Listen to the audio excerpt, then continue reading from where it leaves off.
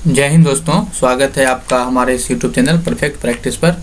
तो इसमें जो है दोस्तों हम देख रहे थे जो हमारा जो था है ना, ये सब देख चुके थे क्योंकि पिछला जो पार्ट था वो कट हो गया और हमारे पास एडिटिंग का साधन नहीं है, इसलिए हम जो है फिर से जो है जहाँ से ख़त्म हुआ था वहाँ से रिकॉर्डिंग करके चालू करते हैं। पिछली बार क्या हुआ था, पार्ट में रिकॉर्डिंग करते करते ही पता नहीं क्या मिस्टेक हुआ था कि अपने आप जो है कट गया था। तो आप इस बात को समझेंगे और आगे ध्यान देंगे।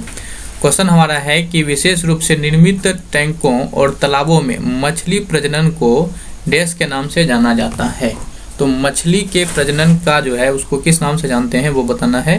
तो मछली के प्रजनन को जो है वो पीसी कल्चर कहते हैं। क्या कहते हैं? पीसी कल्चर कहते हैं। वीटी कल्चर में जो होता है अंगूर से संबंधित है वीटी कल्चर, और जो आपका एग्रीकल्चर है ये आपका कृषि से संबंधित है। ठीक है। क्वेश्चन हमारे पास है कि दिन में 2 बार समुद्र के पानी लयबद्ध उतार चढ़ाव को कहा जाता है। तो जो है दिन में, जब आपको पता है समुद्र में जो है दिन में 2 बार जो होता है वो उतार चढ़ाव होता है और उसको ज्वार कहते हैं। क्या कहते हैं? ज्वार।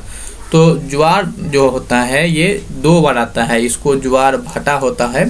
ठीक है। तो ज्वार भाटा जो है ये 2 बार आता है समुद्र में। ठीक है। क्वेश्चन हमारे पास है कि निम्नलिखित में से किस वैज्ञानिकों को सैद्धांतिक भौतिकी में अपने कामों के लिए विशेष रूप से प्रकाश विद्युत प्रभाव के नियम यानी कि law of photo electric effect की खोज के लिए नोबेल पुरस्कार दिया? तो यहाँ पे ये बताना है कि जो प्रकाश विद्युत प्रभाव है, फोटो इलेक्ट्रिक इफेक्ट है, इसकी खोज के लिए किसे दिया गया? तो देखिए, प्रकाश जो विद्युत प्रभाव के लिए नोबेल पुरस्कार मिला वो है ना अल्बर्ट आइंस्टाइन को मिले थे। तो अल्बर्ट आइंस्टाइन के, और अल्बर्ट आइंस्टाइन का एक फार्मूला बहुत फेमस है, E = mc²। तो ये जो है इसका काफ़ी फेमस फार्मूला है, आपको पता ही होगा। तो इसी की, लेकिन इसके लिए जो है इसको नोबेल पुरस्कार नहीं मिला है। नोबेल पुरस्कार मिला है इसको जो है फोटो इलेक्ट्रिक इफेक्ट। अच्छा, ये तो इसी फार्मूले से संबंधित है। ठीक है ना, ये तो इसी फार्मूले से संबंधित है। और इसमें इसी ने जो है सापेक्षता का सिद्धांत दिए थे। तो सापेक्षता का सिद्धांत के लिए इसको नोबेल पुरस्कार नहीं मिला, जबकि इसका सापेक्षता का सिद्धांत भी जो है काफ़ी यहाँ पे है। तो फोटो इलेक्ट्रिक इफेक्ट के लिए जो है इसको दिया गया था नोबेल का पुरस्कार। ठीक है ना। और रदरफोर्ड जो थे इन्होंने नाभिक के खोज किए थे, और जो आपका निकोला टेस्ला था वो एसी मोटर जो थे वो इनका खोज किए थे, एसी मोटर का। और आपको कमेंट करके बताना है एडिसन ने क्या चीज़ का खोज किए थे, क्योंकि हम जो है एडिसन के बारे में पिछले सेट में भी आपको करवा चुके हैं। यदि आप को याद होगा कि हमने जो है आविष्कार से संबंधित जो है हमने एक स्पेशल वीडियो बना रखा है, तो उसमें जो है हमने इन सारे जितने भी यहाँ पे साइंटिस्ट है सबका जो है आविष्कार का अच्छा से वहाँ पे आपको क्वेश्चन के थ्रू ही बताए हैं।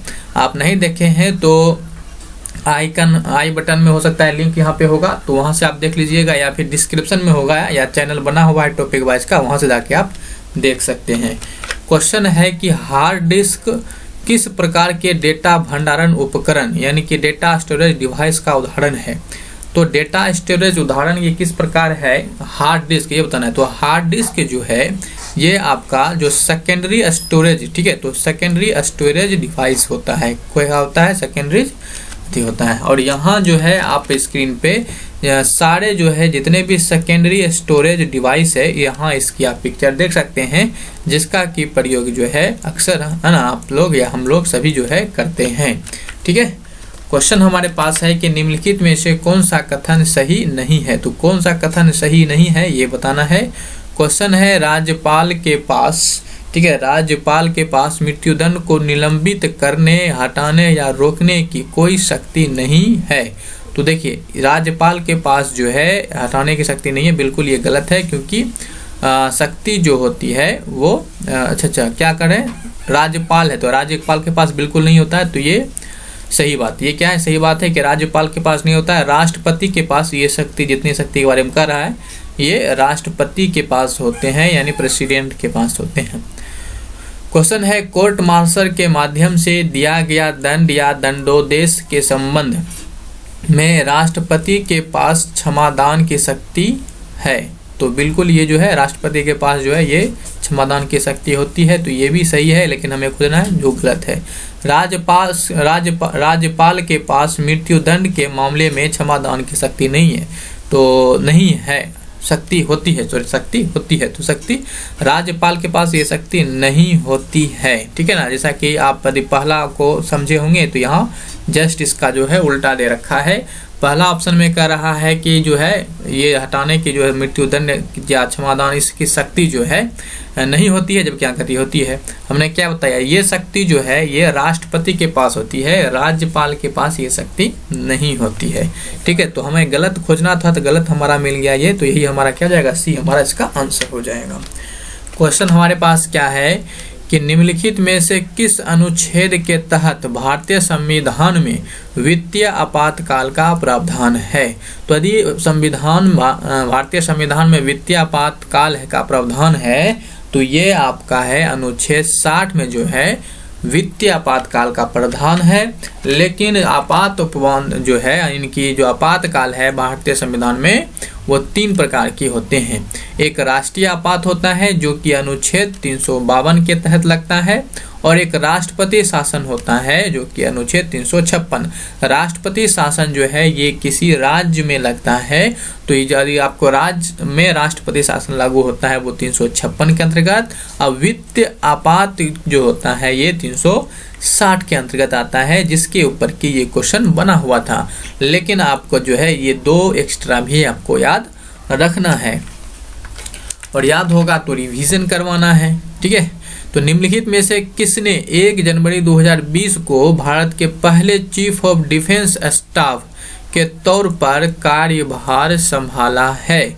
ठीक है, तो 1 जनवरी 2020 को भारत के पहले चीफ ऑफ डिफेंस स्टाफ कौन थे, तो ये थे हमारा जनरल बिपिन रावत। और यहाँ आप जो है जनरल बिपिन रावत जी के पिक्चर देख सकते हैं। ठीक है, हमारे पास क्या है क्वेश्चन कि किस वर्ष में भारत ब्रिटिश राज के सीधे नियंत्रण में आ गया था। तो ब्रिटिश राज के सीधे नियंत्रण में जब आया था भारत, वो किस वर्ष आया था, तो आपको पता है 1857 की क्रांति के बाद, यानी 1858 में। ठीक है, 1858 में। क्वेश्चन है विश्व में सबसे बड़े यूरेनियम भंडारण में से एक माने जाने वाला, ठीक है, तुम्मलपल्ली निम्नलिखित में से किस राज्य में स्थित है। तो यहाँ पे आपको तुम्मलपल्ली के बारे में तो बेसिकली उतना किसी को पता नहीं होता है, लेकिन यूरेनियम भंडारण में जो है भारत का कौन सा राज्य आगे है ये आपको पता होना चाहिए। ठीक है, तो ये कौन है, ये आंध्र प्रदेश है। आंध्र प्रदेश जो है यूरेनियम भंडारण में भारत में सबसे आगे है। ठीक है, और आंध्र प्रदेश तो अपना क्या है, फेमस राज्य है, क्योंकि इससे बहुत सारे क्वेश्चन हम लोग बनाते हैं और डिस्कशन करते हैं। पहली बात तो इसकी राजधानी अमरावती है। यहाँ का जो प्रमुख नृत्य है वो कुचिपुड़ी है। ठीक है, भाषा जो है आपको बताना है कि यहाँ किस प्रकार की भाषा बना जाता है, ये आपके लिए होमवर्क है। गठन इसका हुआ था 1 नवंबर 1956 को, जो कि राज्य पुनर्गठन कानून के तहत हुआ था, और ये राज्य पुनर्गठन जो कानून पारित हुआ था वो 1956 में ही हुआ था। और इसका राज्य दिवस 1 नवंबर को मनाया जाता है। और ये भाषाई आधार पे गठन होने वाला आंध्र प्रदेश जो थे ये पहला राज्य थे। सबसे भारत के सबसे गहरा बंदरगाह जो है वो विशाखापट्टनम है, जो कि आंध्र प्रदेश में है। और तंबाकू अनुसंधान केंद्र ये भी जो है राजमुंदरी में है। इसरो का प्रक्षेपण केंद्र ये आंध्र प्रदेश के श्रीहरिकोटा में है। और वेंकटेश्वर मंदिर जो कि विष्णु भगवान को समर्पित है ये भी तिरुपति में स्थित है। और यहाँ के विजयवाड़ा को औद्योगिक शहर कहा जाता है। ये आंध्र प्रदेश में बहने वाले जो नदियां हैं वो है कृष्णा, गोदावरी और तुंगभद्रा। आचार्य विनोबा भावे जी जो थे वो यहीं से जो थे भूदान आंदोलन शुरू किया था। और हैदराबाद की जो नींव रखे थे यहाँ के जो गोलकुंडा के जो कुतुब शाह थे उन्होंने रखे थे। और यदि उत्पादन में बात करें कि आंध्र प्रदेश किस में उत्पादन है, तो फसल में से तंबाकू उत्पादन में जो है ये पहला स्थान रखता है। वहीं खनिज में से ये यूरेनियम के साथ साथ जो है अभ्रक, टंगस्टन और कैडमियम, इन सब में भी आंध्र प्रदेश ने अपना दबदबा बनाए हुआ है। क्वेश्चन हमारा है कि भारत में निम्नलिखित में से कौन सी क्रेडिट रेटिंग एजेंसी नहीं है। तो क्रेडिट रेटिंग एजेंसी कौन नहीं है ये बताना है। तो इसमें हो जाएगा हमारा जो आरबीआई है ये क्रेडिट रेटिंग एजेंसी नहीं है। आरबीआई की बात करें तो इसकी स्थापना हुआ था 1 अप्रैल 1935 को, जो कि आरबीआई एक्ट 1934 के तहत हुआ था। और इसका जो समिति थे, जो ये समिति का गठन हुआ था वो हिल्टन यंग समिति, जिसका की गठन जो है 1926 में हुआ था, उसके सिफारिश पर। आरबीआई का मुख्यालय जो है ये मुंबई है, लेकिन जो है 1937 से पहले जो है इसकी मुख्यालय कलकत्ता था और 1937 में जो है इसकी मुख्यालय मुंबई किया गया। आरबीआई का राष्ट्रीयकरण की बात करें तो ये 1 जनवरी 1949 को जो है आरबीआई का गठन हुआ था। क्वेश्चन है कि विश्व का सबसे बड़ा यूरेनियम उत्पादक देश कौन है। तो यहाँ पे इसके पहले अभी आया था कि भारत में यूरेनियम उत्पादक कौन है, अब यहाँ पे पूछ रहा है कि विश्व में यूरेनियम उत्पादक कौन है। तो यूरेनियम उत्पादक जो विश्व में है वो कजाकिस्तान है और भारत में आंध्र प्रदेश है, जिसका कि इसके पहले हमने एक्सप्लेनेशन किया। क्वेश्चन है कि निम्नलिखित में से कौन सी नदी बंगाल की खाड़ी में गिरती है। तो बंगाल की खाड़ी में गिरने वाली नदी कौन है ये बताना है। तो ये हो जाएगा हमारा कृष्णा नदी जो है, इस ऑप्शन के हिसाब से कृष्णा नदी जो है बंगाल की खाड़ी में गिरती है। बाकी सतलज व्यास रावी जो है ये आपका गिरता है अरब सागर में, ठीक है, अरब सागर में गिरता है। और ये सभी जो है ये तीनों, ठीक है, सतलज व्यास रावी जो है ये सिंधु नदी में, या कह सकते हैं सिंधु नदी तंत्र का एक हिस्सा है, ठीक है। और ये सभी कहाँ गिरते हैं, अरब सागर में। कृष्णा नदी जो है ये गिरता है बंगाल की खाड़ी में। आइए आपको मैप के द्वारा समझाते हैं। तो ये है यहाँ पे कृष्णा नदी और ये जो है क्षेत्र पड़ता है महाराष्ट्र का महाबलेश्वर से जो है कृष्णा नदी निकलती है और ये इस तरह से आते हुए जो है ये बंगाल की खाड़ी में गिर जाती है। ये है आपका बे ऑफ बंगाल यानी बंगाल की खाड़ी, ये है आपका अरब सागर। और यहाँ से जो आप देख सकते हैं कि ये आपका हो गया रावी नदी हो गए, सतलज हो गए, ठीक है, तो ये चिनाब हो गए, ठीक है ना, तो ये सिंधु हो गए। तो ये सब यहाँ से मिल के जो है आके है ना अरब सागर में गिरता है, जो कि अदर ऑप्शन में था। हमारा क्वेश्चन तो वो कृष्णा नदी पे था। ये कहाँ गिरते हैं, ये बे ऑफ बंगाल में गिरते हैं, ठीक है। बाकी सारे नदी को आप यहाँ देख सकते हैं मैप के द्वारा, आप याद रखेंगे काफ़ी अच्छा रहेगा। और गोदावरी भी जो है वो यहीं आके मिलते हैं, ठीक है ना, महानंदा जो है यहीं आते हैं। क्वेश्चन हमारे पास नेक्स्ट है कि किस राज्य के प्रतिनिधि लोकसभा में सबसे अधिक है। तो लोकसभा में जो है किस राज्य का प्रतिनिधि सबसे अधिक है, तो उत्तर प्रदेश राज्य के जो प्रतिनिधि है वो लोकसभा में सबसे अधिक है, ठीक है ना, ये आप ध्यान रखेंगे। अब बात रही उत्तर प्रदेश का, तो उत्तर प्रदेश का चलिए हम क्या कर लेते हैं, एकदम डीएनए चेक कर लेते हैं। तो इसकी राजधानी पहली बात है लखनऊ, ठीक है, नवाबों की राजधानी लखनऊ या नवाबों की नगरी लखनऊ है ना। मेरठ में जो है यहीं से जो है 10 मई 1857 को जो है क्रांति शुरू हुआ था, है ना, जो भारत की पहली स्वतंत्रता आंदोलन कहे जाते हैं वो 10 मई 1857 को उत्तर प्रदेश के मेरठ से ही शुरू हुए थे। बरेली जो है यहाँ सेना की छावनी का केंद्र है और यहाँ यहीं पे जो है सुन्नी संप्रदाय का भी केंद्र है, मुस्लिम जो सुन्नी संप्रदाय होते हैं उसका केंद्र है। श्रावस्ती जो है यहाँ के जो श्रावस्ती है महात्मा बुद्ध ने यहाँ पे सबसे अधिक उपदेश दिए थे और जो प्रथम उपदेश दिए थे ये सारनाथ में दिए थे। और महात्मा बुद्ध की बात करें तो इसको ज्ञान की प्राप्ति बिहार के बोध गया में हुआ था। और यहाँ के उत्तर प्रदेश के जो वृंदावन है यहीं पे कृष्ण भगवान का जन्म हुआ था। मथुरा में जो है तेल शोध कारखाना है और इसी तेल शोध कारखाना की वजह से जो है ताजमहल जो है अपना रंग खो रहा है और ये पीला पड़ रहा है। यहाँ पे जो है आगरा है ताजमहल जिसको कि शाहजहां ने बनवाया था। और आपको कमेंट करके बताना है कि इसके जो थे उस्ताद कौन थे। उस्ताद तो बोले दी, आपको हिंट मिल गया होगा, ठीक है। तो इसके कारीगर कौन थे ये बताना है, ठीक है ना, ठीक है, ये बताना है, ठीक है। आपको हिंट दे देते हैं, ठीक है, एल, ठीक है, ये दे देते हैं एल, ध्यान रखेंगे। मुगल सराय जो है यहीं पे है, जो कि भारत का सबसे बड़ा जंक्शन यदि कोई है तो वो मुगल सराय है। और आजमगढ़ को जो है राजनीतिक राजधानी कहा जाता है। और सबसे लंबा प्लेटफॉर्म जो है गोरखपुर का है, लेकिन वर्तमान में हुबली होने वाला है, ठीक है। फसल में जो है उत्तर प्रदेश फसल उत्पादन में क्या सब में आगे है, तो जो गेहूं, गन्ना, आलू, दूध, क्या बोले, ये 4 चीज याद रखेंगे, गेहूं, गन्ना, आलू, दूध।